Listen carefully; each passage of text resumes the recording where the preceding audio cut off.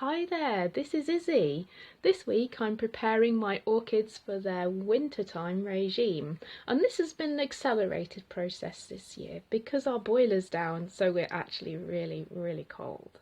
So I am moving all the plants very quickly to their winter regime, which involves changing their watering, but also splitting them up by their different characteristics. So I just want to talk you through the process that I go through each winter. So all of my plants need less water in the winter time. This is because there's less light and also the temperatures are in general lower. So the orchids all are doing less photosynthesis and there's less evaporation, so they just don't need all that water. So I reduce how much water I give them to prevent mould, prevent rotting. I also reduce the fertiliser that I give them to prevent root burn. So I reduce large plants down to being watered perhaps once a week, but I also check them carefully before watering them to see if they really need it. If the medium's still fairly damp, I probably won't water them that week. With the smaller plants, I check them a bit more frequently, but I might skip that midweek watering for them. With all of the plants, I'm watering them less every time I'm watering, so in the summer I might soak them, whereas in the winter I'll pour water through, make sure that all that water has come out the bottom of the pot, and then put them back. So I'm not drenching the medium all over, I'm not letting it seep into the bark or really filling that sphagnum moss, it's just a top up really. But also I need to split my plants into different categories.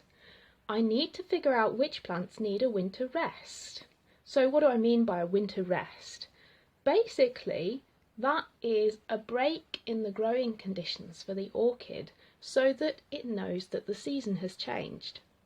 And this might be a watering break, so they might be needing a dry winter rest, or it might be temperature, they might need a cold winter rest, or maybe both. And I need to pay attention to whether the orchid needs this, because some orchids, if they don't have this, then they become very upset. So this mimics the natural conditions of the orchid, which enable the orchid to have a rest over the winter time, and without this rest, some orchids become exhausted. Like Sideria japonica, I believe, can die if it's repeatedly not given a rest break. The other thing is some orchids actually need this time to stimulate their flowering. So for example the Dendrobium kingianum, which is already budding because it's been on a windowsill resting for a little while already, these actually need that cold winter rest in order to flower. So I split my orchids into two kinds.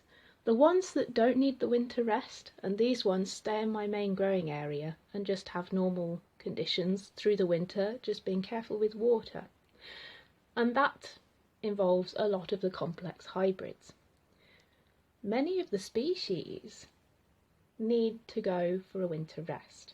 And when I do that, I move them to my windowsills because the windowsills next to the window pane experience a much greater day-night drop in temperatures, are in a few degrees cooler as well than the main rooms. So they really experience that change in temperature.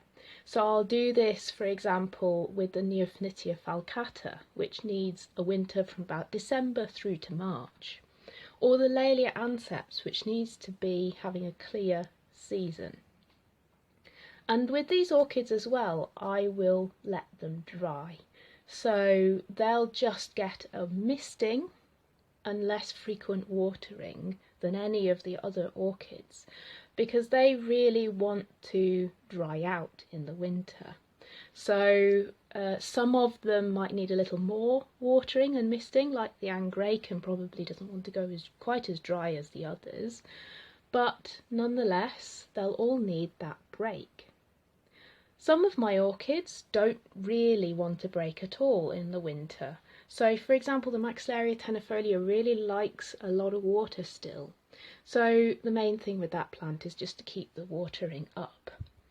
And then with the others, I just have the ones that need a dry wind to rest. So they're on the windowsill. What I don't have is anything like a catasetum, which needs a true rest, which is actually a deciduous orchid, so it really stops for the winter. But nonetheless, many of my species orchids do need different conditions, and so that's how I give them a break. Well, thanks ever so much for listening. I hope maybe some of these are useful for your orchids.